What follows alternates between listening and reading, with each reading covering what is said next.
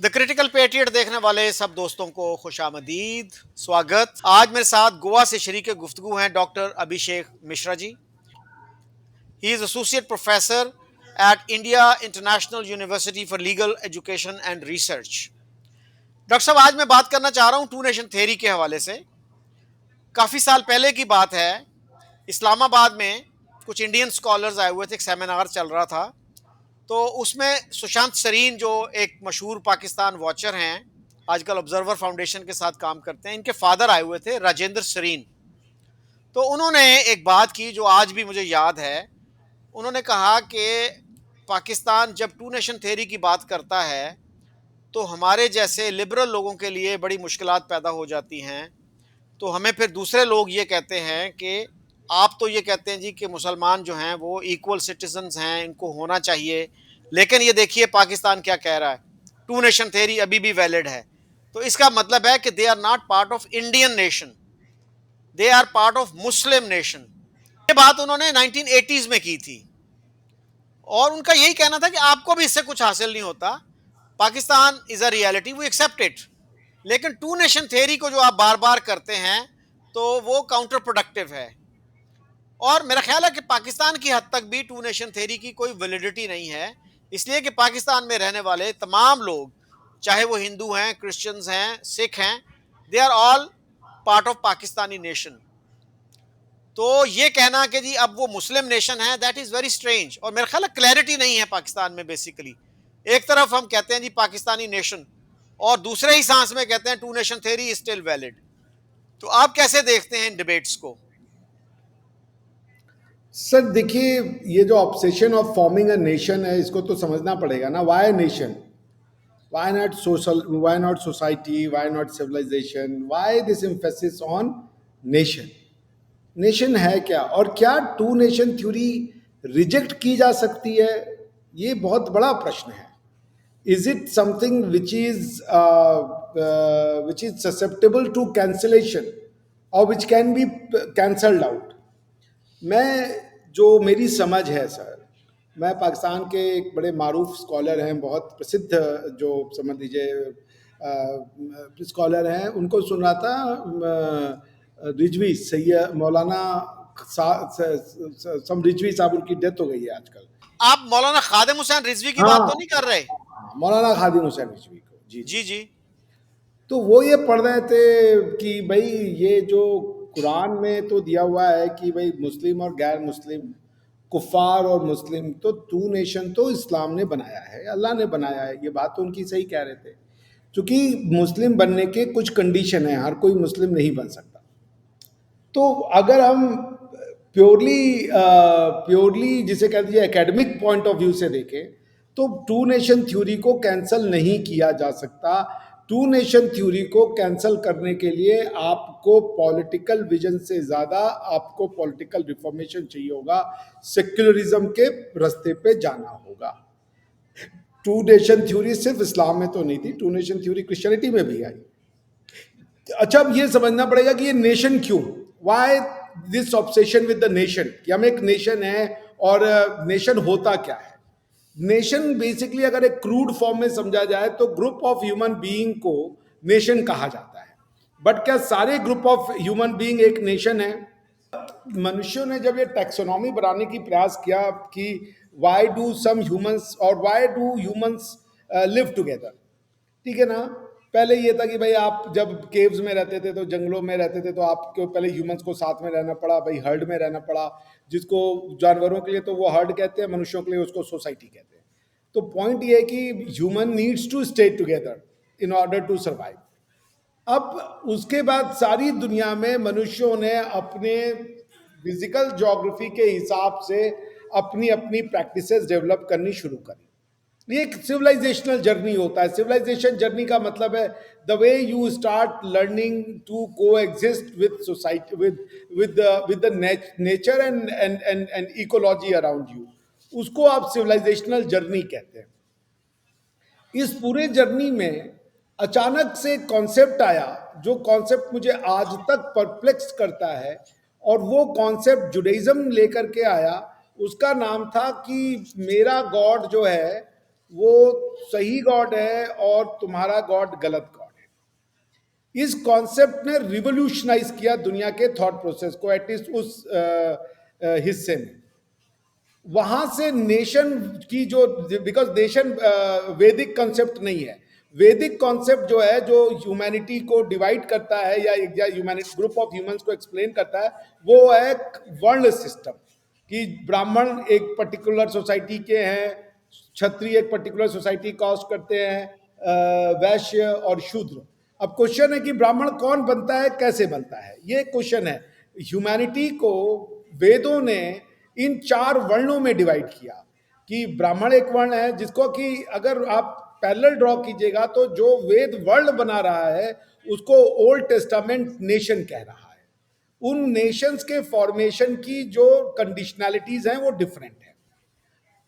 अब old testament में ये जूस को गॉड ये कह रहे कि मैं तुम्हारा गॉड हूं, ठीक है, और तुम मेरे लोग हो, और मैं तुमको जो है इजिप्शियन से बचा करके एक पर्टिकुलर जगह ले जाऊंगा, और तुमको मैं प्रॉमिस लैंड दे रहा हूं। ऐसा नहीं है कि जूस के अलावा पृथ्वी पर और मानवता नहीं रहती थी, रहते थे वहां पे, इजिप्शियंस ही रहते थे। अब ये कैसे हुआ कि इजिप्शियंस के गॉड गलत हो गए, कब से गलत हुए? अगर जेनेसिस की बात हम माने कि एक एडम एंड ईव से सारी ह्यूमैनिटी का बर्थ हुआ है, तो कब इजिप्शियंस के गॉड गलत हुए और कब इंडियंस के गॉड गलत हो गए? क्या गॉड गलत हो सकता है कभी? और दूसरी चीज कि क्या गॉड ने वाकई में ये कहा था कि बाकी सबके गॉड गलत है, या वो ये कह रहे थे यहूदियों से, जूस से, कि तुम मेरे अलावा किसी और की पूजा नहीं करोगे? वो सिर्फ यहूदियों को कह रहे हैं।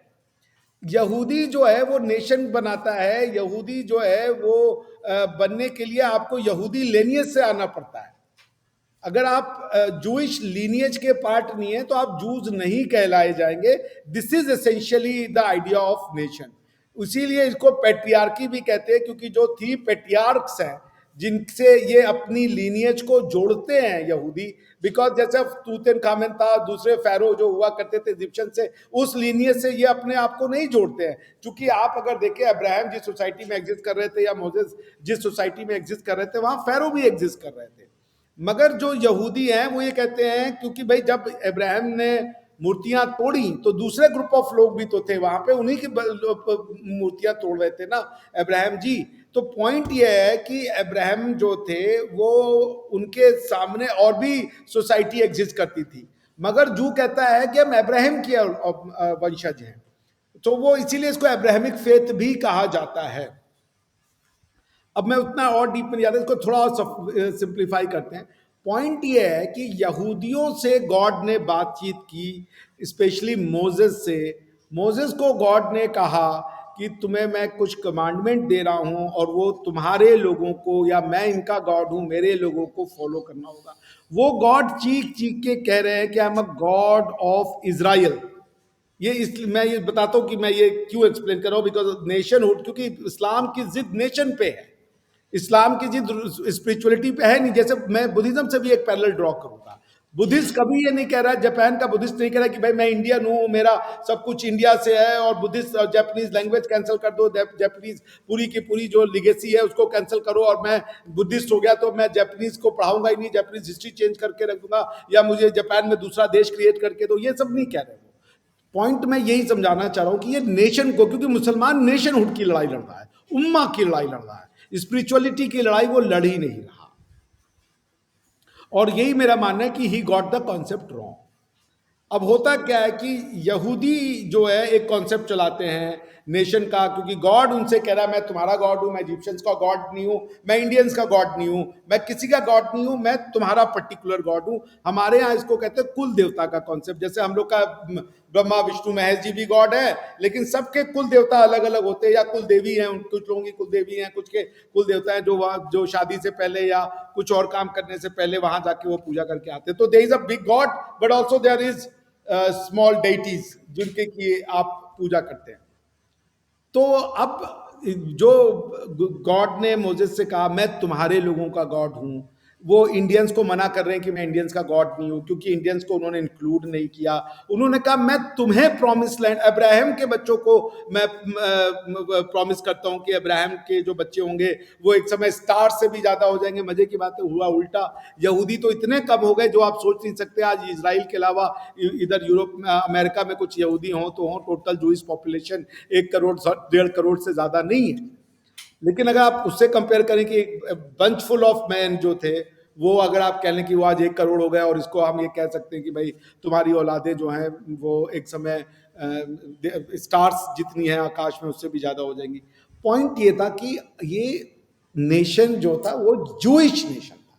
जूज इसीलिए कहीं भी जाए, वो रशियन बने, अमेरिकन बने, इंडियन बने, वो जू हमेशा रहेगा because of the specificity of his belief system and the lineage that he drives. अब इस नेशन के एक सब डिवीजन है, ठीक है ना, उस सब डिवीजन का नाम ट्राइब है। कई, एक नेशन जो है वो कई ट्राइब से मिलके बनता है, इसीलिए इनके 13 लॉस्ट ट्राइब है। उन ट्राइब्स को ही ये जोड़ते हैं सबको। यहूदी ट्राइब तो हमारे यहाँ भी कई लोगों को कह देते हैं ये लोग कि ये ट्राइब्स हैं, हालांकि वो डिफरेंट कॉन्सेप्ट है। तो ये नेशन बनता है। यहाँ पे ये पैट्रियार्की या अब्राहम से आपका लीनिएज, पैटर्नल जेनेटिकल लीनिएज होना जरूरी है in order to join the nationhood of Judaism. इसीलिए ये कन्वर्जन में विश्वास नहीं रखते, या गॉड ने इनको कन्वर्ट करने का मैसेज नहीं दिया। अब इस्लाम जो है वो मैं क्रिश्चियनिटी पे बाद में कभी बात करूंगा, इस्लाम पे बात कर लेता हूं, क्योंकि हम टू नेशन थ्योरी की बात कर रहे हैं। इस्लाम जो है वो जुडाइज्म के कॉन्सेप्ट का एक्सटेंशन है, जहां पे ये कहा गया है कि एक लास्ट प्रॉफिट आएगा यहूदियों का, और वो यहूदियों की सारी समस्याओं से उनको निजात दिला देगा। वो लास्ट प्रॉफिट कौन होगा, ये आज तक दुविधा का विषय है। क्रिश्चियंस कहते हैं वो लास्ट प्रॉफिट जीसस क्राइस्ट है, और या मसाया कह लें, और मुस्लिम्स क्लेम करते हैं कि वो लास्ट प्रॉफिट मोहम्मद जी हैं। क्वेश्चन ये है कि अगर जीसस क्राइस्ट लास्ट प्रॉफिट है तो फिर मोहम्मद साहब के लिए जगह नहीं बचती। अगर मोहम्मद साहब लास्ट प्रॉफिट है तो जीसस क्राइस्ट की वैलिडिटी खत्म हो जाती है, क्योंकि दोनों में से कोई एक ही लास्ट हो सकता है। क्योंकि अगर क्रिश्चियनिटी को ये प्रॉब्लम नहीं है कि जीसस क्राइस्ट के बाद कोई और आएगा, तो फिर तो वो हिंदुइज्म का ही पार्ट हो जाएगा कि हिंदुइज्म में भी रीबर्थ होता रहता है, गॉड आते रहते हैं, वो प्रॉब्लम सॉल्व हो जाएगी, वो दे विल बिकम क्रिश्चियनिटी। उनका ये है कि बस जीसस इज लास्ट। और मुसलमान का भी है कि वो देखिए, जब आप कहते हैं ना ला इलाहा इल्लल्लाह, दिस मेक्स यू अ जूज, मगर जब आप कहते हैं ला इलाहा इल्लल्लाह मुहम्मदुर रसूलुल्लाह, देन यू से यू आर अ मुस्लिम।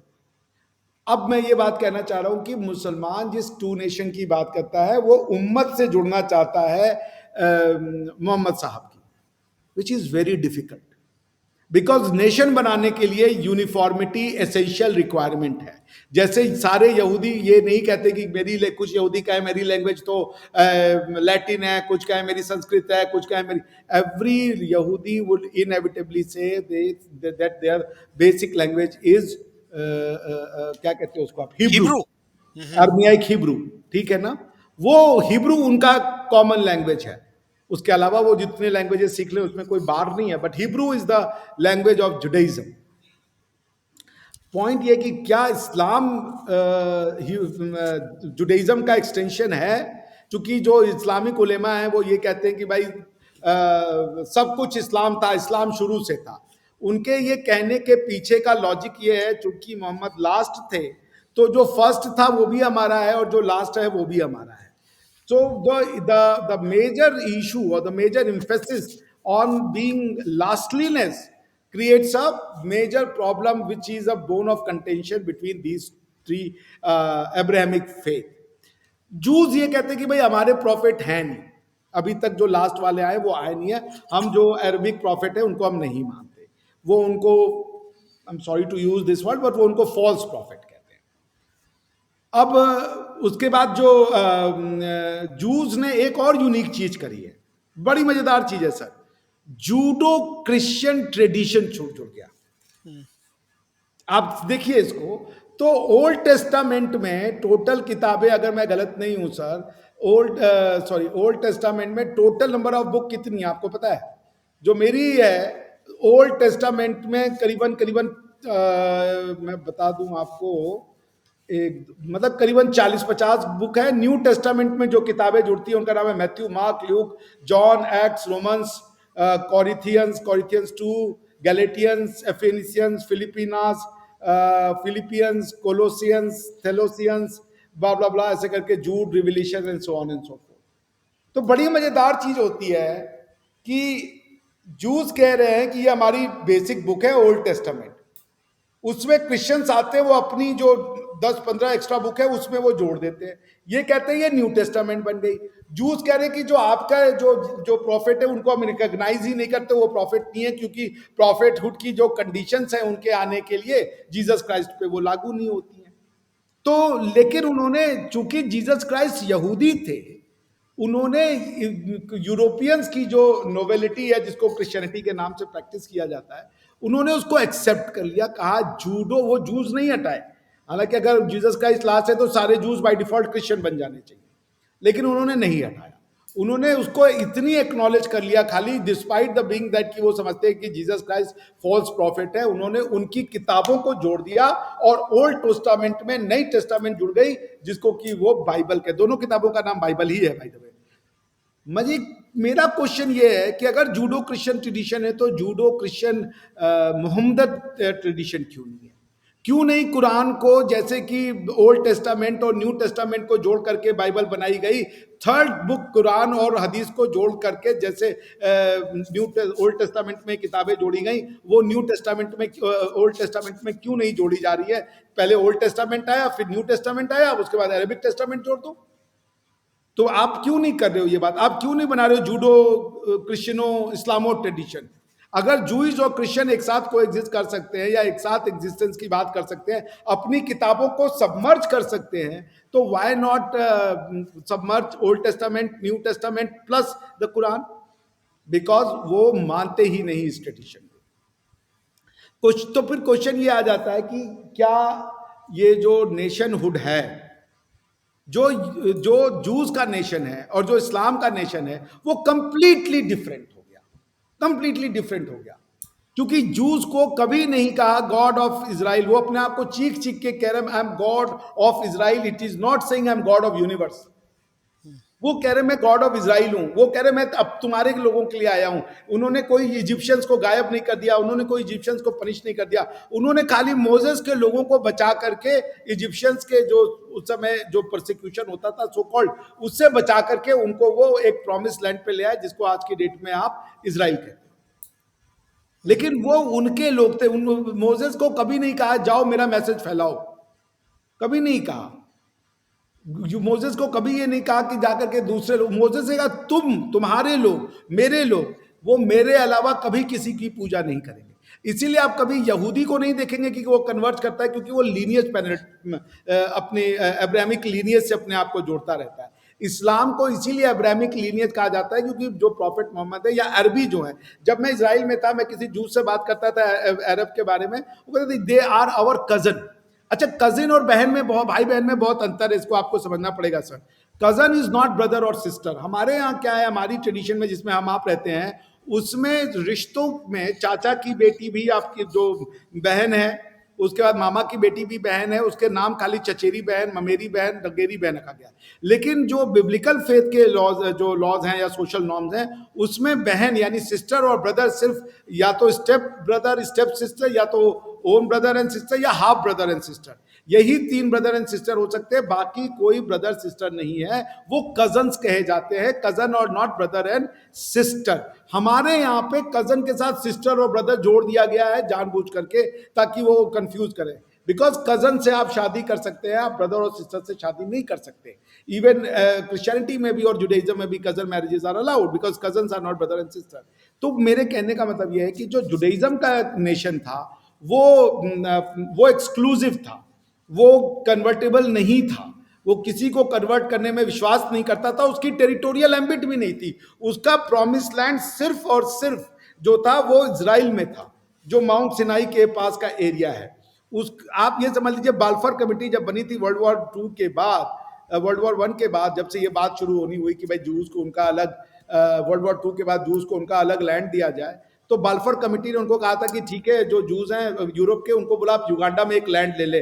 उन्होंने कहा हम युगांडा में लैंड क्यों ले, जब हमारी किताब में मेंशन्ड है वो जगह, पर्टिकुलरली उसका नाम इजराइल है, वो वहां पे है मिडिल ईस्ट में, वो जगह हमको दीजिए। और वो जगह उस समय ऑटोमन अंपायर जब 1919 में हार गया था ब्रिटेन से, तो 1999 के लीग ऑफ नेशन के अंतर्गत ऑटोमन अंपायर के डिसमेंबरमेंट के बाद से जो इजराइल और पैलेस्टाइन का उस समय नाम था, वो जो एरिया था वो ब्रिटिश उसमें आ चुका था, प्रोटेक्टोरेट कहते थे उसको लीग ऑफ नेशन के अंदर में। मैंडेट। हाँ, मैंडेट, यूनाइटेड नेशन चार्टर में प्रोटेक्टोरेट कहते हैं, लीग ऑफ नेशन में मैंडेट कहते थे। Thank you for correcting me sir. तो अब पॉइंट ये कि ये जो नेशन है ये नहीं प्रोलिसिटाइजेशन में विश्वास करता। तो आप अगर आप ये कह रहे हो कि प्रॉफिट मोहम्मद की बात उसी अल्लाह से हुई जिसने यहूदियों से बातचीत की, तो आपको कई चीजें प्रूव करनी पड़ेंगी। ठीक है, जैसे अगर आप ये भी कह रहे हो कि Jesus Christ is a valid profit, वो भी भगवान के भेजे हुए दूत थे। प्रॉफिट जीसस के जो मैसेजेस हैं, जैसे उनको कहा गया कि तुम पानी को वाइन में कन्वर्ट करो, लेकिन 600 साल बाद गॉड ने वाइन को हराम डिक्लेयर कर दिया। मेरे कहने का मतलब यह है कि जो इस्लामिक नेशन है ये जुडाइज्म वाला नेशन नहीं है, ये नेशन है ही नहीं, क्योंकि जुडाइज्म का नेशन प्रोसिलिटाइजेशन का नेशन नहीं है। आप अगर ये सोचोगे कि हम पूरी दुनिया को अपने फोल्ड में ले लें, उनका कल्चर मिटा दें, उनकी भाषाएं मिटा दें, उनके जीने बहनने का तरीका, क्योंकि भारत का मुसलमान तो इतना कंफ्यूज और अजीब सी सिचुएशन में है कि वो समझता है कि बिंदी लगाना, साड़ी पहनना या इंडियन लाइफस्टाइल से रहना उसको इस्लामिक ट्रेडिशन या इस्लामिक नेशनहुड से बाहर करता है। उसको पता ही नहीं है इस्लामिक बनाता क्या है, उसको उस सर्च में है। वो कपड़े ढूंढ रहा है कि भाई अचकन है, शेरवानी है, या ये पठानी सूट के ऊपर कोट है। वो तब से आप बता दीजिए सर, यूपी का मुसलमान है, वो शेरवानी और अचकन को अपना इस्लामिक ड्रेस समझ रहा है। पाकिस्तान का जो है वो जी सलवार सूट और उसके ऊपर जो है जी कोट को वो अपना जो है मुसलमान की आइडेंटिटी समझ रहा है। लेकिन वही जब आप चले जाएं अफगानिस्तान में, उनका कुछ और हो जाता है। आप चले जाएं अरेबिया में, उनका तो क्लोक अलग हो जाता है, इंडोनेशिया में अलग हो जाता है, तुर्की में अलग हो जाता है, सेंट्रल एशिया में अलग हो जाता है। तो कहाँ है नेशन? ये nation is not something that वो अरेबिया, अरे वो ओल्ड टेस्टामेंट वाला नेशन है, ये अरबिक कॉलोनाइजेशन है। इससे ज्यादा ये कुछ भी नहीं है, क्योंकि आप किसी के गॉड को अलग कर दो। अच्छा, ये भी कहना कि ये सबका गॉड है, सारे गॉड एक है जी, ये कतई गलत है। सारे गॉड एक नहीं है, क्योंकि जो वेद का गॉड है, क्योंकि भाई इंडिया में भी तो क्लेम यही है ना कि ये वेद का गॉड, वेद जो है वो गॉड का श्रुति है, यानी गॉड के वर्ड है। क्लेम तो यही है ना जी। चले, अगर ये वेद भी गॉड, वर्ड ऑफ गॉड है, तो वेद में भगवान ये मैसेज दे रहे हैं कि एकम सत बहुधा विप्रा वदंती, सत्य एक है, विद्वान जन उसको अलग अलग तरीके से बताते रहेंगे। अब इसका तीन इसके कॉन्सिक्वेंस हुए। नंबर वन, कि वो गॉड को एक नहीं कह रहा, वो सत्य को एक कह रहा है। सत्य साइंस हो सकता है, संत एथिज्म हो सकता है, सत्य गॉड हो सकता है, फेथ हो सकता है, कुछ भी हो सकता है। दूसरा, वो कह रहा है कि विद्वान जन इसको अलग अलग तरीके से बताते हैं, यानी कि विद्वान जन कभी आना बंद नहीं होंगे। वो विद्वान जन अपनी एबिलिटी के दम पे, अपनी विद्वता के दम पे सत्य का जो डिस्क्रिप्शन है, सत्य की जो प्रिस्क्रिप्शन है, वो आपको समय समय पर देते रहेंगे। कभी श्री कृष्ण आ जाएंगे, कभी बुद्धा आ जाएंगे, कभी जीसस आ जाएंगे, कुछ भी, अगर भारतीय ट्रेडिशन से जुड़े तो। हालांकि जीसस हम लोग को नहीं मानते, लेकिन हम भारतीय ट्रेडिशन से उनको अपना मान सकते हैं, हमारी डेफिनेशन में वो फिट बैठ जाते हैं। तो क्वेश्चन ये है कि हमारे गॉड का मैसेज है कि भगवान जो सत्य है वो एक है, उसके कई रूप हो सकते हैं।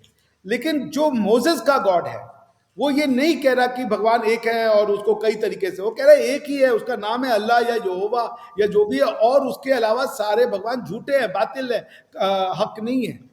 तो ये दोनों गॉड जी। अच्छा, थोड़ी सी डिस्कशन शायद हमारी ज्यादा एब्स्ट्रैक्ट हो गई। अगर इंडिया पे हम इसको लागू करें कि टू नेशन थ्योरी जो है मुसलमानों को उस वक्त याद नहीं आई जब उनकी हुकूमत थी, जब मुसलमान बादशाह हुकूमत करते थे। बहुत से लोगों ने ये पॉइंट उठाया है, और बाकी मुल्कों में भी आपको टू नेशन थ्योरी सुनने को नहीं मिलती।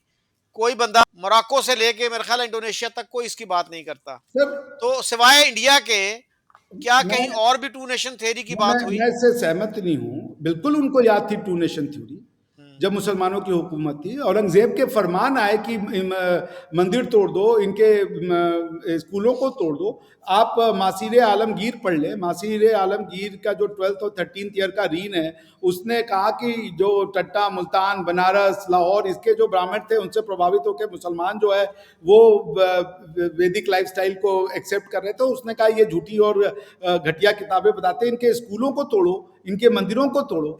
तो टू नेशन थ्योरी, तो टू नेशन थ्योरी क्या है कि इस्लाम की, जब हमने इस्लाम अडॉप्ट कर लिया तो मेरा नेशन अलग हो गया।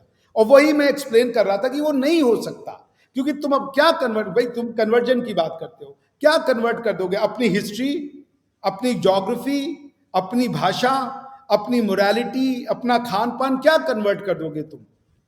भाई कन्वर्जन तो जैसे बुद्धिज्म की फिलॉसफी है, वहां कन्वर्जन पॉसिबल है कि भाई पहले मैं ये मानता था कि भगवान होते हैं, अब मैंने जी मान लिया बुद्धिज्म की भगवान नहीं होते, भगवान तो नॉनसेंसिकल आइडिया है, तो मैं बुद्धिज्म के पाथ पे चला गया।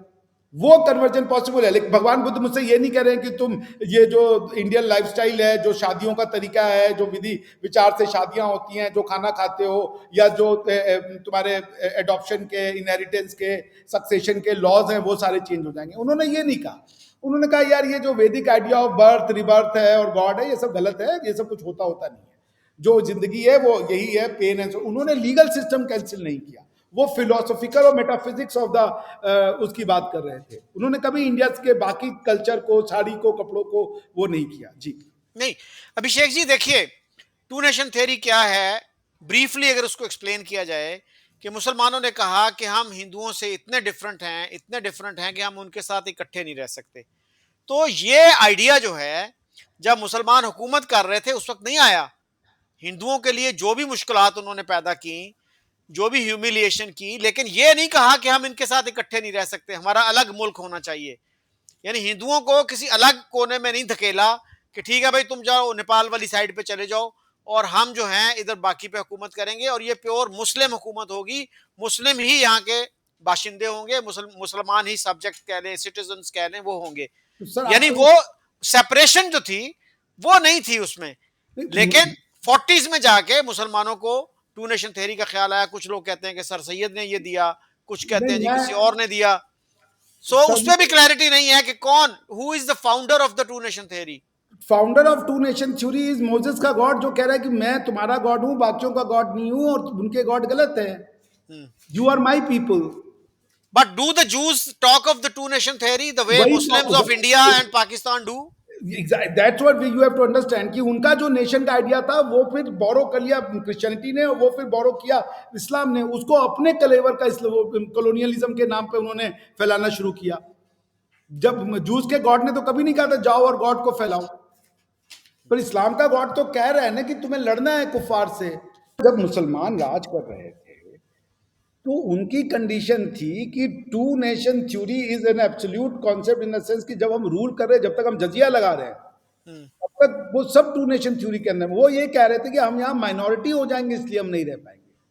तो अगर वो पॉलिटिकल पावर में भी, वो कोई ऐसा तो नहीं है ना कि उन्होंने इंडियन लाइफस्टाइल को एक्सेप्ट कर लिया था। मंदिरें तोड़ा उन्होंने, सब कुछ तोड़ा, इसको वो टू नेशन थ्योरी मान रहे थे ना। अगर वन नेशन होता तो भारत की कल्चरल, भारत का कल्चर, भारत की परंपराओं का उन्होंने आत्मसात कर लिया होता, उसको स्वीकार कर लिया होता, उसको उन्होंने एक्सेप्ट कर लिया होता। वो नहीं किया उन्होंने। सो वो they always run by the two nation theory कि मेरा गलत है, तुम्हारा मेरा सही है, तुम्हारा गलत है। ये जो आइडिया था वो मैं वही कह रहा हूं कि जुडाइज्म के नेशंस को, नेशन दुनिया का सिर्फ एक है, और मैं ताल ठोक के कह रहा हूं दुनिया में सिर्फ एक नेशन है, उसका नाम है जुडाइज्म। बाकी कोई नेशन नहीं है। बाकी सब या तो एथनिसिटी है, या तो सिविलाइजेशनल है, या तो प्लूरलिटी है। बाइबल में, कुरान में और वेद में एक सिमिलैरिटी है। वो सिमिलैरिटी क्या है कि वेद ने भी, वो वेद ये नहीं कहता कि तुम शिव जी है जो हमारे लीनियज से निकले हुए। वेदिक थ्योरी के अंतर्गत में कई सोसाइटियां आई, माइराइट काइंड ऑफ लोग आए, काले, पीले, भूरे, नीले, हर तरीके के लोग इस सोसाइटी, इस बुक के अंदर में रहने को, अपने जीवन बिताने को तैयार हुए। तो ये कोई नेचरहुड की बात नहीं थी कि तुम्हारा कल्चर, खान पान, भाषा, इसके आधार पे हमसे जुड़ो। जबकि वहां पे मोजेस का गॉड कह रहा है कि मैं तुम्हारे पर्टिकुलर लोगों का गॉड हूं, मैं फेरो का गॉड नहीं हूं, मैं इजिप्शियंस का गॉड नहीं हूं। तो आपको ये समझना पड़ेगा कि जो नेशनहुड है वो दुनिया में यूएस फ्रेंच नेशन नहीं है, ब्रिटिश नेशन नहीं है, वो नेशन वर्ड यूज करते हैं in order to perpetuate the concept of a group of human being को एग्जिस्टिंग टुगेदर बिब्लिकल। अदरवाइज वो वर्ड सोसाइटी है, ब्रिटेन सोसाइटी है, फ्रेंच सोसाइटी है। हमारे यहाँ जैसे होता है ब्राह्मण समाज की मीटिंग हो रही है, अग्रवाल समाज की मीटिंग हो रही है, जैन समाज की मीटिंग हो रही है जी, बुद्ध समाज की मीटिंग हो रही है जी, रविदास समाज की मीटिंग हो रही है। ये समाज जो है ये आप उसको नेशनहुड कहते हैं। अगर उसका आप वो करें जैसे राष्ट्र, राष्ट्र नेशन नहीं है, राष्ट्र कॉमनवेल्थ है। इंडिया, जब हम कहते हैं भारत हिंदू राष्ट्र, हिंदू राष्ट्र का मतलब है कॉमनवेल्थ ऑफ हिंदू। अब हिंदू भी वर्ड जो हमारे लोगों ने अपने लिए वर्ड यूज किया था, वो वर्ड भारतीय यूज किया था और वो 3,500 साल पहले डिफाइन कर दिया था। तो पॉइंट ये मैं कहना चाह रहा हूं कि नेशन दुनिया में एक है, वो है यहूदी। सिर्फ चूंकि यहूदी कहीं भी जाएगा वो यहूदी रहता, लेकिन जब जर्मन अमेरिका गया तो वो अमेरिकन बन गया, जब फ्रेंच अमेरिका गया तो वो फ्रेंच बन गया, जब ब्रिटिश ऑस्ट्रेलिया गया तो वो ऑस्ट्रेलियन बन गया, जब ब्रिटिश न्यूजीलैंड गया वो न्यूजीलैंडर बन गया, जब ब्रिटिश साउथ अफ्रीकन गया तो वो साउथ अफ्रीकन बन गया। लेकिन यहूदी जो है दुनिया की इकलौती नेशन है, वो यहूदी है। वो कहीं जाए, south Africa, India, America, Europe, वो यहूदी रहता है। The true nation in the world is यहूदी जी। अच्छा अभिषेक जी, तो क्या आप ये नहीं मानते कि अमेरिकन नेशन या इंडियन नेशन कोई चीज है? तो नेशन यहां पे आपने कहा अप्लाई नहीं होता और सिर्फ जूस पे नेशन का लफ्ज अप्लाई होता यस है। अब जैसे जनरल जैकब थे, he was an Indian, he was yes Jewish but he was an Indian. Yes. तो उसको इसराइल ने भी कहा कि आप आ जाओ इधर सिटीजनशिप ले लो, लेकिन उसका नहीं, मैं इंडियन हूं। तो he prefer to die and be buried in India. तो वो फिर इसराइल क्यों नहीं गए अगर वो नेशन यानी जूइश नेशन पे यकीन रखते थे? वो जूश नेशन का उन्होंने कभी कैंसिल नहीं किया ना कि हम जूश नहीं हो गए, I am an Indian also. Hmm. क्योंकि इंडिया जो थी वो ये लेटरल प्रोवाइड करता है कि आप किसी भी नेशन को, यही तो मैं कह रहा हूँ वेद की खूबसूरती ये थी। वेद ने नेशन बनाया ही नहीं, नेशन तो होमोजेनिटी का नाम है ना सर। हम्म। वेद होमोजेनिटी को नहीं प्रमोट करता, वेद हेट्रोजेनिटी को प्रमोट करता है ना। Hmm. My right kind of people. आप देखिए, इसीलिए धर्म क्या है, राजा हिंदू हो कोई फर्क नहीं पड़ता, राजा मुसलमान हो फर्क नहीं पड़ता, राजा क्रिश्चियन हो, उसका धर्म वही रहने वाला है। तो वो ये मायोपिक आइडियाज में जाता ही नहीं कि ग्रुप ऑफ पीपल से वो लोगों की आइडेंटिटी को प्रोवाइड करे, वो डिस्क्रिप्शन है। इसीलिए मैं वेद डिस्क्रिप्टिव है। वेद जो है ड्यूटी को डिस्क्राइब करता है, वेद जो है एक्टिविटी को डिस्क्राइब करता है। वो जैसे ब्राह्मण एक डिस्क्रिप्टिव आइडिया है, प्रिस्क्रिप्टिव आइडिया नहीं है। ब्राह्मण कर्म के बेस पर है, जो ये कर्म करेगा वो ब्राह्मण होगा, भले वो मुसलमान भी क्यों ना हो। अगर वो शिक्षा में है, रिसर्च करता है, वो ब्राह्मण है। आप अगर मुसलमान हैं पर आप कुछ नहीं करते हैं, आप जो है सर्विसेज के सेक्टर में मतलब कुछ नहीं का मतलब आप अगर रिसर्च का काम नहीं करते हैं, आप सर्विसेज के सेक्टर में आप शूद्र हैं। आप अगर सोल्जर हैं तो आप क्षत्रिय हैं। ये तो डिस्क्रिप्शन ऑफ सोसाइटी। आप नेशन वर्ड तो यूज करने को तैयार हो, लेकिन आप जो है वो ब्राह्मण क्षत्रिय का यूज करने को नहीं तैयार हो। ये तो कभी नहीं कहा गया कि ब्राह्मण और क्षत्रिय किसी गॉड के मानने से आता है। ये डिस्क्रिप्शन है of a duty, of a activity, और on that basis a nationhood is god. अगर आप नेशनहुड की डिस्क्रिप्शन ये है कि people following same culture, same language, same lifestyle, if they are nation, फिर क्षत्रिय भी उस हिसाब से नेशन नहीं बचते। क्योंकि क्षत्रिय के लिए कोई ये नहीं है कि वो एक भाषा बोले। क्षत्रिय तो उर्दू भी बोल सकता है, फ्रेंच भी बोल सकता है, हिंदी भी बोल सकता है। जो भी वो ड्यूटी परफॉर्म कर रहा होगा वो क्षत्रिय है, वॉरियरशिप की। तो बॉटम लाइन मैं ये कह रहा हूं कि नेशन जो सर वो है, वो एक बहुत ट्यूमिल्टियस कॉन्सेप्ट है। नेशन दुनिया में सिर्फ और सिर्फ यहूदी है, बाकी कोई नेशन नहीं है। अरब्स को अगर आप देखें तो अरब अपनी नेशनहुड में, अगर आप एक कंपैरेटिव एनालिसिस करें, कई रिलीजन उनके यहां आते हैं, ठीक है ना। तो अरब का गॉड से कोई लेना देना नहीं है, लेकिन जूस का गॉड से लेना देना है। जूस बनने के लिए आपका उस गॉड से कनेक्शन जरूरी है जो मोजेस का गॉड है, लेकिन अरब बनने के लिए आपका उस गॉड से कनेक्शन होना जरूरी नहीं है जो मोहम्मद का गॉड है। आप समझ रहे हैं, क्योंकि अरब एक क्रिश्चियन भी हो सकता है, अरब एक जूस भी हो सकता है। तो पॉइंट मैं आपसे क्या ये कहना चाह रहा हूं कि जैसे अब हिंदू राष्ट्र की बात की जाती है, चूंकि वो राष्ट्र का ट्रांसलेशन नेशन कर देते हैं और वो नेशन को होमोजेनिटी समझते हैं, और चूंकि उनके नेशन की कैंसिल है, क्यों कहता है मैं सही हूं बाकी गलत है, तो वो ये कहते हैं कि हिंदू राष्ट्र में भी यही है कि हिंदू राष्ट्र का मतलब है कि हिंदू सही है बाकी सब गलत है। ऐसा ये हिंदू राष्ट्र है ही नहीं। तो राष्ट्र का जो सही डेफिनेशन होगा वो कॉमनवेल्थ होगा। राष्ट्र का सही डेफिनेशन नेशन नहीं हो सकता। मेरे हिसाब से नेशन का सही डेफिनेशन, सही ट्रांसलेशन समाज हो सकता है एट द मोस्ट, इससे ज्यादा वो कुछ नहीं हो सकता। ब्रिटिशर्स ने भी देखिए, जब ब्रिटिशर्स ने अपनी कॉलोनी बनाई उसको वो कॉमनवेल्थ कहते थे। इवन इंग्लैंड की जो पॉलिटी को डेवलप किया गया, उनके जो स्कॉलर्स ने किताबें लिखी उसको वो कॉमनवेल्थ कहते थे। आप किताबें पढ़ लें, जो उनके कॉमनवेल्थ करके किताब भी लिखी हुई है, उनका मैं नाम भूल गया हूं, मैं अभी आपको बता देता हूं। वो बड़ा अच्छा किताब, उनके बड़े अच्छे वो ऑथर हैं, उनका नाम मेरे लेकिन डॉक्टर साहब, आज की दुनिया में जो प्रैक्टिकल सिचुएशन है वो तो यही है ना कि फर्ज करें कि चाइना में कुछ लोग आते हैं, तो उनसे पूछते हैं कि भाई आपकी नेशनैलिटी क्या है। ठीक है, वो कहता है जी मैं फ्रेंच हूं, मैं अमेरिकी हूं, मैं ब्रिटिश हूं, मैं वो गलत वर्ड है, जर्मन हूं। सिटीजनशिप होना चाहिए ना। द जी, word is citizenship, nationality is a wrong concept. Nationality and citizenship are used interchangeably. They are not, they should not be. Britain में एक इंडियन रहता है, उसकी नेशनलिटी इंडियन है, उसकी सिटीजनशिप ब्रिटिश है।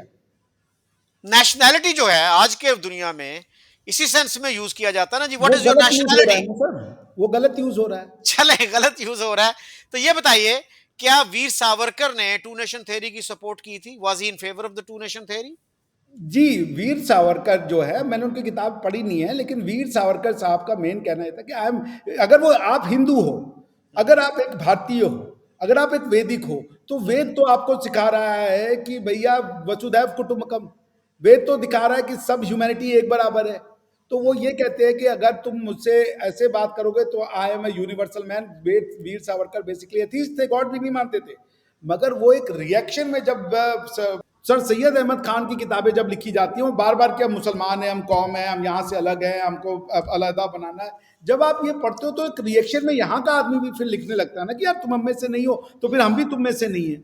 फिर तो ये बात तो उनकी कोई गलत नहीं है ना। आप देख लीजिए पाकिस्तान की आर्मी का मोटो क्या है, वो कहते हैं जी हम खाना काबा के लिए अपनी जान देने को तैयार है, जबकि वो उनका टेरिटोरियल एम्बिट नहीं है। आप सऊदिया में होने वाले, जैसे कोई हिंदू हो, मान लीजिए वो नेपाल का हिंदू है, वो कभी नहीं कह रहा कि हम काशी विश्वनाथ के प्रोटेक्शन के लिए जी अपनी जान देने को तैयार है, और हमारी जो आर्म फोर्सेज हैं वो उसकी सेवा में लगी रहेगी, अपनी कंट्री के भी इंटरेस्ट के ऊपर में। हालांकि मैं नेपाली और हम लोग एक ही लोग हैं, चूंकि एनीवेज। तो पॉइंट मेरे ये कहने का मतलब है कि आप पाकिस्तान की आर्मी की लॉयल्टी कहाँ है? वो कह रहे हम खाना काबा बचाएंगे। तो वो ये नहीं कह रहा कि अब अपने यहाँ के मंदिरों को बचाएंगे, अपने यहाँ के मस्जिदों को बचाएंगे। सर मैं देखिए आपसे यही कह रहा था कि कन्वर्टेड कॉन्सेप्ट है, और इसी कॉन्सेप्ट को सॉर्ट आउट करने के लिए ब्रिटेन ने सेक्युलरिज्म दिया था। सेक्युलरिज्म को समझना पड़ेगा। सेक्युलरिज्म से ही नेशन स्टेट का जन्म होता है। नेशन स्टेट बिना सेक्युलरिज्म के नहीं पॉसिबल है, वरना वो होली रोमन एम्पायर में रहेंगे वो। तो नेशन स्टेट होता क्या है कि जब आप बाइबल में से political, because Bible complete code of conduct है, कंप्लीट बुक ऑफ लाइफ है भाई, उसके बियॉन्ड आपके अंदर कोई पावर बचती नहीं है किसी भी आदमी के लिए। सो रेबाई पावरफुल हो जाते थे या पैस्टर पावरफुल हो जाता था। तो यूरोप में फिर ये जो किंग की ड्यूटी है वो तो फिर कॉन्फ्लिक्ट में आ जाती थी ना सर। किताब का नाम लेविथन है, हॉब्स ने किताब लिखी थी, किसी को जी, पढ़ना चाहिए लेविथन क्या है।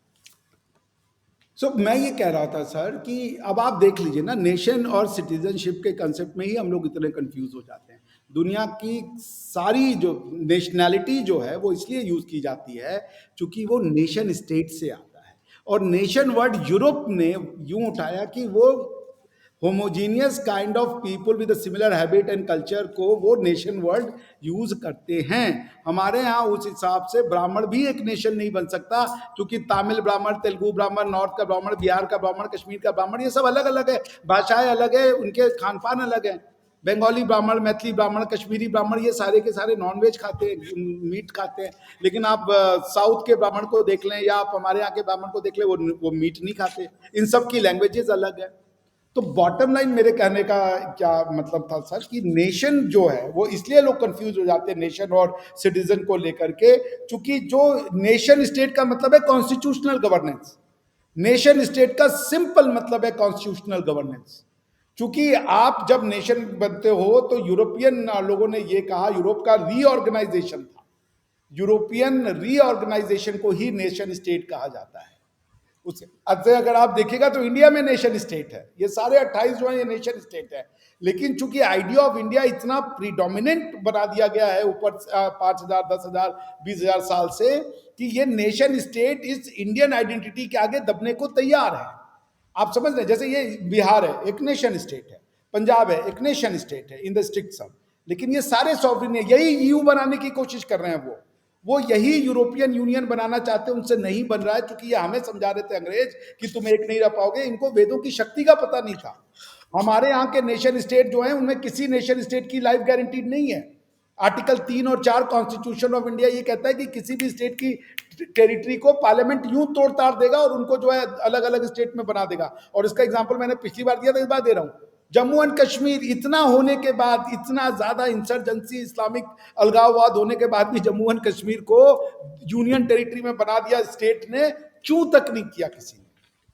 सब कॉन्शियसली ये इंडियन है। और जो मेन लैंड है, जब मतलब मेन लैंड मतलब जो बाकी है जो अपने आप को भारतीय स्वीकार करते हैं, उनसे पूछो देश बड़ा या रिलीजन बड़ा या प्रदेश बड़ा, कोई नहीं कहेगा प्रदेश बड़ा या रिलीजन बड़ा, वो कहेगा देश बड़ा। ये सिखा दिया गया है यहाँ पे कि देश से बड़ा कुछ नहीं है। तो वो भारत की आइडेंटिटी के नीचे सब रहते हैं। इसीलिए आज तक भारत की सुप्रीम कोर्ट ये बात नहीं कह पाई कि हम एक फेडरलिज्म है, नहीं कह पाई, क्योंकि हम फेडरल है ही नहीं। हम फेडरल, हमारा फेडरलिज्म हमारे तरीके का फेडरलिज्म है। क्योंकि सारे दुनिया के फेडरलिज्म है ये टॉप जिसे कह लीजिए अप डाउन मॉडल है, कि वो नीचे से पावर ऊपर जाती है, हमारे यहाँ ऊपर है। अच्छा अभिषेक जी, इस वक्त दुनिया में तकरीबन 200 मुल्क हैं, उनमें से आपके ख्याल में कितने हैं जो नेशन स्टेट्स हैं और कितने हैं जिनको आप नेशन स्टेट नहीं समझते? जो भी कॉन्स्टिट्यूशनल गवर्नेंस से चलते हैं in the they are all nation state. But जो नेशन की डेफिनेशन यूरोप में लगाई गई कि सर्बिया एक नेशन है, ये फ्रेंच नेशन है, जर्मन नेशन है, इटालियन नेशन है, और हर नेशन का स्टेट होगा, उसको कॉन्स्टिट्यूशनल पावर उसी हिसाब से मिलेगा, वो नेशन स्टेट हर जगह नहीं एग्जिस्ट करती। दुनिया में 3 तरीके के स्टेट है सर। एक है ऑर्गेनिक स्टेट, ठीक है ना, जिनका नेशन और स्टेट एक साथ ही ग्रो हो रहा था। स्टेट का मतलब क्या है? The public power to govern themselves. तो आपका कल्चर ही आपके पब्लिक पावर को क्रिएट करता चला जाता है। तो वो ऑर्गेनिक स्टेट है। इंडिया हो गया, जापान हो गया, फ्रांस, जर्मनी, ब्रिटेन, अफ्रीका के कंट्रीज, ये सारे ऑर्गेनिक नेशन स्टेट है। मैं, आप अगर नेशन होमोजेनिटी को कहना चाहते हैं तो कह लीजिए। उसके बाद आते हैं settlers state, New Zealand, Australia, America, ये सारे इमिग्रेंट बेस्ड सेटलर्स स्टेट हैं, क्योंकि जो लोकल यहाँ के एबोरिजिन्स थे वो उस नेशन, उनका स्टेट उस नेशन को रिप्रेजेंट ही नहीं करता। अमेरिका किसी भी आधार में नेशन स्टेट नहीं हो सकता, क्योंकि वहाँ का जो ओरिजिनल नेशन है उसको तो उन्होंने मार पीट के अपाचे हो गए, दूसरे जो हो गए, सब खत्म कर दिया उन्होंने।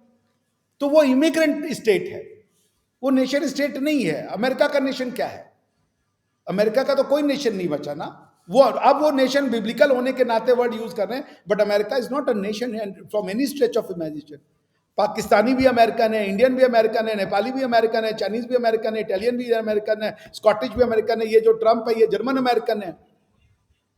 तो नेशन तो नहीं है। अमेरिका तो नेशन स्टेट नहीं बनता, कनाडा नेशन स्टेट नहीं बनता। ये इमिग्रेशन बेस्ड स्टेट है, ये सेटलर्स कंट्री है, ये ऑर्गेनिक कंट्रियां नहीं है। लेकिन वो तो कहते हैं कि हम इंडिविजिबल नेशन है, अमेरिकन नेशन है। वो कुछ भी कहते रहे, कहने के भाई, वो देखिए यूरोपियन जब तक वहां पे रहेंगे तो वो उस जिस यूरोपियन आइडेंटिटी के नाम पे तो इकट्ठे रहेंगे ना। लेकिन आप ये कह लें कि वो आप क्या, मेक्सिको उनका इंडिविजुअल नेशन है। मेक्सिकन अपने आप को, मेक्सिकन नेशन और यूरोपियन नेशन एक है। मेक्सिको के लोग उसको मेक्सिको नहीं बोलते, मैं वहां जब था मुझे पता चला उसको मेक्सिको बोलते हैं वहां के लोकल लोग, वो मेक्सिको है, हम लोग उसको मेक्सिको बोलते हैं। Mexicans are entirely different. वो बेसिकली हमारी तरह के कलर के लोग, ब्राउन होते हैं, वो लोग व्हाइट नहीं है, वो सारे ब्लॉन्ड उनमें कोई भी नहीं होता है, ब्लैक हेयर होते हैं। तो नेशन स्टेट सर वो हैं जो ऑर्गेनिक थे। इंडिया को अगर आप कहना चाहें तो नेशन स्टेट कह ले। ये सिविलाइजेशनल स्टेट है, चाइना सिविलाइजेशनल स्टेट है, क्योंकि इन्होंने माइराइड काइंड ऑफ पीपल इनके अंदर में रहे। हमारी कोई एक नेशन हो ही नहीं सकती। हमसे कोई कहे कि तुम्हारी अपनी भाषा बताओ, भाई मेरी भाषा तमिल है, मेरी भाषा तेलुगु है, ये हाँ, एक यूनिफाइंग लैंग्वेज थी संस्कृत। इसीलिए जो इंडिया से हेटरेट करते हैं उन्होंने संस्कृत को लोगों के दिमाग में बैठा दिया कि संस्कृत का मतलब है ब्राह्मणाइजेशन, सेफ्रनाइजेशन, संस्कृत को तोड़ो। क्योंकि संस्कृत वो भाषा है जो पूरे इंडिया में लेंथ एंड ब्रेथ को जोड़ सकती थी। अब वो काम आज की डेट में इंग्लिश कर रहा है। लेकिन इतनी भारत की सारी भाषाएं हैं सर, भारत में इतनी भाषाएं हैं, तमिल, तेलुगु, बंगाली, ये कन्नड़, उड़िया, मणिपुरी, सब क ख ग घ से चलती है, सब क ख ग घ से चलती है। आप किसी तमिलियन से बात कीजिएगा, बोलेगा भैया अपना जरा लेटर बताओ और कॉन्सोनेंट्स और अल्फाबेट बताओ, बताएगा अ आ इ ई उ ऊ। और हिंदी का क्या है अ आ इ ई उ ऊ, तेलुगु का क्या है अ आ इ ई, बंगाली का क्या है अ आ इ ई, सबके सेम है, पर भाषाएं इनसे अलग अलग बनी है।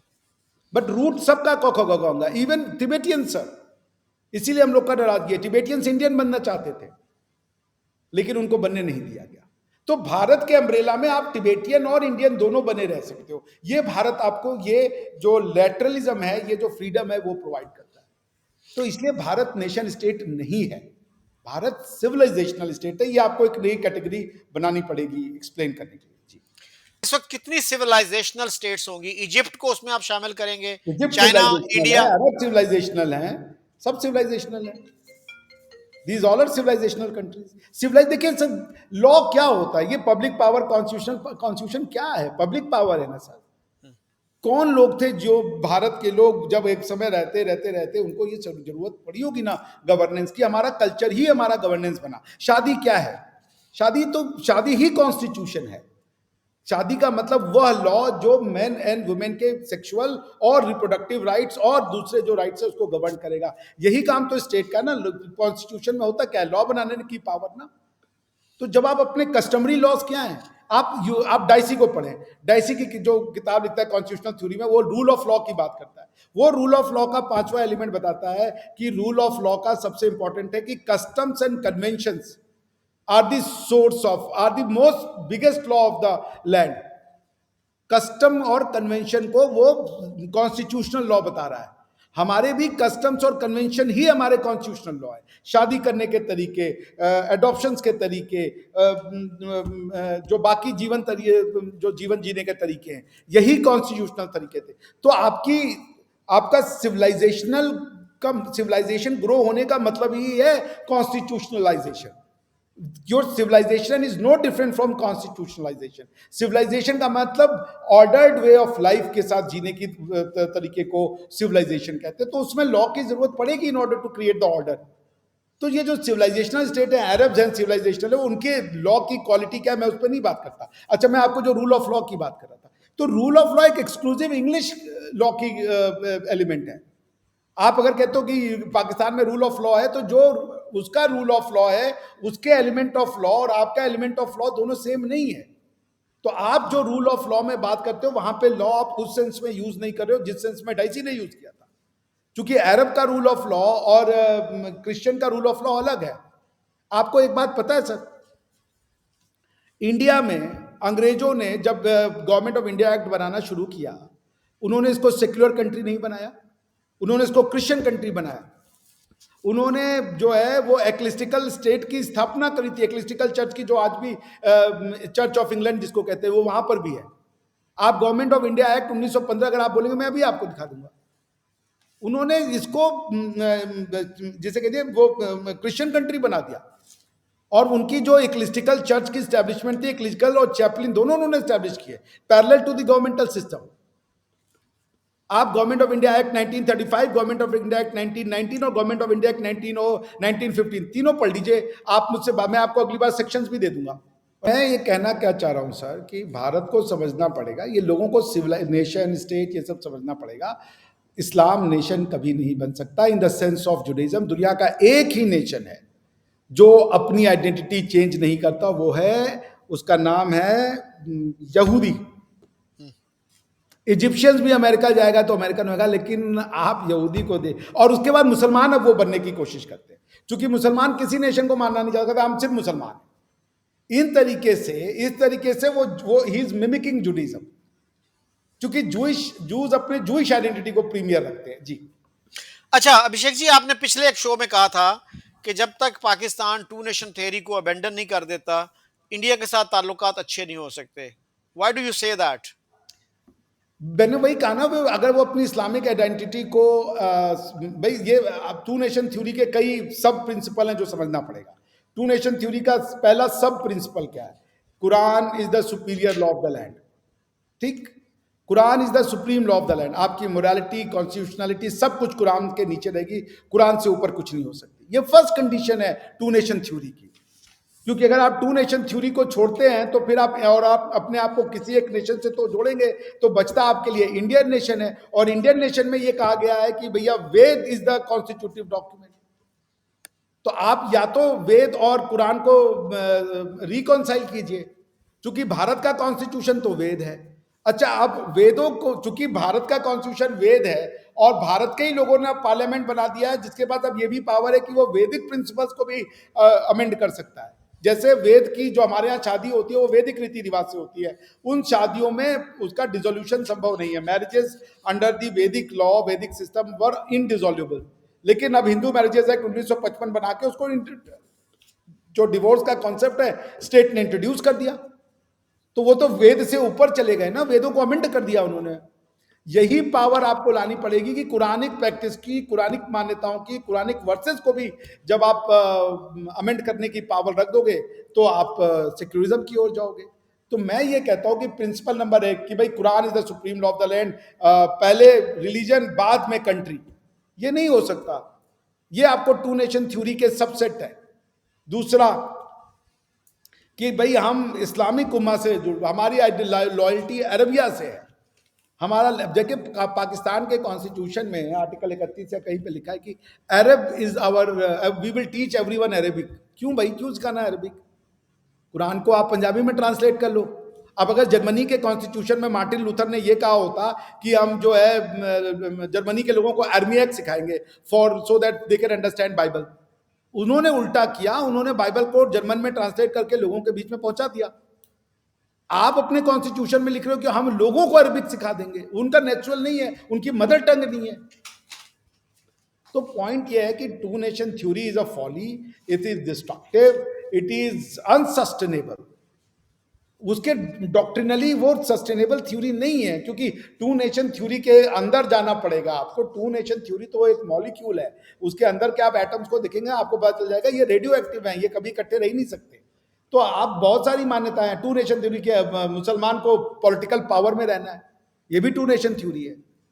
अगर एक रूल ये है कि भाई पहले कुरान बाद में सब कुछ, दूसरी थ्योरी है कि मुसलमान हो अगर आप तो आपको पॉलिटिकल पावर में ही रहना है। तभी पाकिस्तान का कॉन्स्टिट्यूशन कहता है कि मुसलमान के अलावा कोई प्रेसिडेंट और प्राइम मिनिस्टर या इस तरीके के पोजीशंस नहीं ले सकता, बिकॉज वो मानते ही नहीं है कि किसी और की पॉलिटिकल पावर के अंडर में मुसलमान रह सकता है। ये टू नेशन थ्योरी है। अच्छा, आपने जो लॉज की बात की, तो अयूब खान ने एक लॉ बनाया था, फैमिली लॉज ऑर्डिनेंस जिसको कहते हैं, 1963 में। तो उसको बहुत से लोग कहते हैं कि वो कुरान के खिलाफ है, ये हदीस के खिलाफ है, इस्लामिक टीचिंग्स के खिलाफ है। और डॉक्टर असरार ने तो एक दफ़ा इंडिया के मुसलमानों की तारीफ की कि वो ऐसा लॉ नहीं बनने देते, और जैसा कि हमारे यहाँ अयूब खान ने बनाया, और क्या था ये वो? इस्लाम के खिलाफ है, लेकिन इसके बावजूद इतने अरसे से चल रहा है। मैं तो आपको हमारे सही यहाँ बताऊं भी। बात? जी। सुनिए sir, custom is a source of law in all over the world, और रूल ऑफ लॉ में भी ये डाइसी कहता है कि custom is the biggest source of the law. सबसे बड़ा सोर्स ऑफ लॉ कस्टम है। आप मुझे ये बताइए पाकिस्तान का कस्टमरी लॉ क्या है? और कस्टमरी लॉ होने के लिए ये जरूरी है कि उस लॉ की प्रैक्टिस में एंटीक्विटी हो, पुराना होना चाहिए वो। पाकिस्तान का कस्टमरी लॉ हिंदू है, वो आज भी हिंदू लॉ से गवर्न होते हैं। अगर पाकिस्तान ये आर्ग्यू करना चाहता है कि मेरा कस्टमरी लॉ मुस्लिम है, इस्लाम है, तो वो दुनिया के सबसे मूर्ख कम्युनिटियों में से एक आ जाएंगे, क्योंकि कस्टम रातों रात नहीं बनते। पॉइंट ये है कि क्या इस्लामिक बनने के बाद आप अपने कस्टमों को रद्द कर देंगे? कैसे रद्द करेंगे आप अपने कस्टमरी लॉ को? आज भी शादियों में बारात निकलती है, मेहंदी होती है, गाने बज रहे हैं, डांस हो रही है। शादी को कॉन्ट्रैक्ट है भाई, शादी कॉन्ट्रैक्ट है अरब के निगाह में। शादी को इतना सेलिब्रेट नहीं होता, इतना दिन तक चला। वो आया, पति पत्नी आया, मौलवी आया, काजी आया, पढ़ाया, रिकॉर्ड हुआ, खेल खत्म। खाना बनाना है वो जो दे दो, जो देना है। इतना बड़ा कोई ओकेजन नहीं हो रहा है जी। हमारे यहाँ 6 दिन हल्दी चल रही है, मेहंदी चल रही है, तो जी सगाई है, तो संगीत है, थोड़ा 4-5 दिन का वो पूरा सेलिब्रेशन होता है। पॉइंट ये कि मैं तो एक बार ना अमेरिकन कोर्ट में केस आया सर। उस केस में यह था कि अबॉर्शन का राइट है कि नहीं है। राइट टू लाइफ में क्वेश्चन ये आया कि क्या बच्चा जब गर्भ में ठहर जाता है, when a foetus is conceived, तो whether it's a life independent from the mother and does the mother have a right to terminate the body. तो अब इसमें ये क्वेश्चन आया कि ये जो टर्मिनेशन ऑफ द जो फीटस है, ये क्वेश्चन ऑफ लॉ है या क्वेश्चन ऑफ मोरालिटी है? तो क्वेश्चन ये है कि ये क्वेश्चन ऑफ मोरालिटी है, तो फिर किसकी मोरालिटी? क्या अरबियों की मोरालिटी और आपकी मोरालिटी सेम है? नहीं है। पाकिस्तानी इतना होने के बाद भी, इस्लाम के नाम पे दुनिया भर में आतंकवाद मचाने के बाद भी, वो ये कहता है कि हम ये जो अफगानिस्तान वाला लॉ हम नहीं चाहते। यहाँ पे वो दिन रात हिंदुओं को गाली दे, मगर शरिया के नाम पे उसके हाथ पैर ठंडे हो जाते हैं। वो कई हदीसों को जो सही है वो सच है, लेकिन चूंकि उसकी जो अभी भी थॉट प्रोसेस है वो हिंदू है, वो इस्लाम का हिंदुआइजेशन कह चुका है, इसलिए इसको जो अरब है वो बिद्दत कहते हैं। उसने इस्लाम का वो सोसाइटी का अरबाइजेशन करना चाहता है और इस्लाम का हिंदुआइजेशन करना चाहता है। ये बड़ी इंटरेस्टिंग फिनोमिना है वहां पे। The Pakistanis wants to Arabise the society and Hinduise the Islam, कि वो जी नहीं है जी, ऐसे नहीं है जी, टेररिज्म नहीं है, टेरर का कोई नहीं, हम जब पॉइंट मैं उस पर नहीं जाते हूं। मेरे कहने का मतलब है it's a complete distortion of any idea. अब सूफीज्म क्या है भाई? सूफीज्म हिंदुइज्म है। अब इस्लाम आ गया, उसका नाम गॉड ने सोच समझ के इस्लाम दिया है, मोमिन की डेफिनेशन बता दी, अब तुमने सूफीज्म का नया चूरन चला दिया यार, जी ये सूफीज्म है, ये प्यार है, मोहब्बत। भाई इस्लाम को अगर प्यार मोहब्बत का करना होता कन्वर्जन, तो अल्लाह मियाँ खुद ही दे देते। अल्लाह मियाँ को पता है कि क्या करना है, कैसे लोगों को कन्वर्ट करना है, किनको कन्वर्ट करना है। अल्लाह मियाँ कह रहे मैं खुद ही हिदायत देता हूँ, मैं खुद नहीं देता हूँ। तो ये कौन आ गए ये सूफी? जब उनको कहा गया कि काफिरों के दिल में स्ट्राइक करो, टेरर करो, उनको बताओ कि क्या है मोमी, उनके रास्ते वो कर दो, सख्त कर दो, उनको ये सब हदीसें दो, तो वो पल्ला झाड़ने लगते नहीं नहीं नहीं, ये नहीं है, ये नहीं है। दे आर, और this is why Karl Marx ने लिखा था कि यहाँ पे, आपने पढ़ा है कार्ल मार्क्स को? सर कार्ल मार्क्स ने क्या लिखा था इसके बारे में? About India? यस, मैं आपको कुछ पढ़ाता हूँ, ये मैं शेयर करता हूँ। सर इसको कीजिए, ये बड़ा मस्त है। ये कैसे शेयर करते हैं? एक तो उनकी बड़ी वो मशहूर कोटेशन है ना, religion is the opium of the masses. हाँ वो तो ठीक है। ये देखें, ये कहते हैं यहाँ पे, मैं पढ़ देता हूँ आपके लिए। ये देखिए, Arab truth starters Mughals who had successively overrun India soon became Hinduised. इसको समझिए आप। ये इस्लाम यहाँ नहीं उस फॉर्म में, क्योंकि हिंदुइज्म की जो इतनी ओवर आर्किंग एक्सेप्टेंस, एम्ब्रेसमेंट, फ्रीडम, लैटरलिज्म जो ये देता था, उसने फिर यहाँ पे, आप, मैं इसको बंद देता हूँ सर, उसने यहाँ के जो जो जो जो कन्वर्ट भी हुआ, वो उस तरीके, वो अपनी फ्रीडम नहीं खोना चाहता। They do not want to lose the freedom that Hinduism provided them. तो वो एक अजीब सा, मतलब वो उसने इस्लाम का, मैं फिर कह रहा हूँ, रिपीट करो थर्ड टाइम, इस्लाम का हिंदुआइजेशन और पाकिस्तान का Arabisation, that's what it wants to do. Constitution में लिख दो अरब सिखाएंगे सारी दुनिया को, कपड़े अरबी पहना दो, ये बुरके अरबी पहना दो, उसके बाद जो है जी वो पगड़ी टोपी अरबी पहना दो। They have got it all wrong. तो मेरे कहने का, जो आप मुझसे पूछ रहे थे सर, कि ये जो नेशन है ना, इट्स ये एक बिब्लिकल कॉन्सेप्ट आया, उसको आपने हर ग्रुप ऑफ ह्यूमन को अगर आप नेशन कह रहे हो, वो ठीक बात नहीं है। ठीक है ना? तो आप जैसे, क्या मोमिन सारे एक है? सारे मोमिन जो है वो सुराय मोमिनून में जो मोमिन की डेफिनेशन है उसके हिसाब से चलेंगे? नहीं चलेंगे। पॉइंट यही है, मैं जो कहना चाह रहा था, कि ये नेशन या उम्मा बनाने की जिद छोड़नी पड़ेगी। स्पिरिचुअल गाइडेंस लो ना। बुद्धिज्म भी तो एग्जिस्ट करता है इंडिया में। बुद्ध तो कहते हैं कि भाई हम वेद को नहीं मानते, आप भी कहते हो हम वेद को नहीं मानते, मगर आप कहोगे कि हम लॉ को नहीं मानते, हम साड़ी को नहीं मानते, हम बिंदी को नहीं मानते, हम गाय को मानते नहीं, हम हर मान्यता को। बुद्ध जी ने कहा कि भाई बुद्धिज्म अगर अपनाना है तो गाय मार के खाओ, बुद्धिज्म ने नहीं कहा। भाई गुरु नानक देव जी ने भी एक अपना नया थ्योरी ऑफ फिलोसफी दी। गुरु नानक देव जी ने हिंदू की कुछ जो हमारे यहाँ समाज में जो कुरीतियां आ गई थी उसके ऊपर कुठाराघात किया, मगर गुरु नानक जी ने भगवान राम, भगवान श्री कृष्ण, सबके बारे में अपनी किताब में बताया। उन्होंने बताया कि यही प्रभु है। उन्होंने भगवान श्री राम की जो स्टोरी है, जो या जो उनका जो रोल है भारतीय समाज में, उसको बताया, भगवान श्री कृष्ण का बताया। तो पॉइंट ये कि आप जो है ये कॉन्सेप्ट बता देना। अच्छा, अब अगर आप देखिए, भारत का मुसलमान है वो तो कन्वर्जन के पीछे पागल है, लेकिन भारत का बुद्ध भी कन्वर्जन के पीछे पागल नहीं है, भारत का सिख भी कन्वर्जन के पीछे पागल नहीं है, जबकि सिखिज्म और बुद्धिज्म दोनों कन्वर्जन अलाउ करते हैं।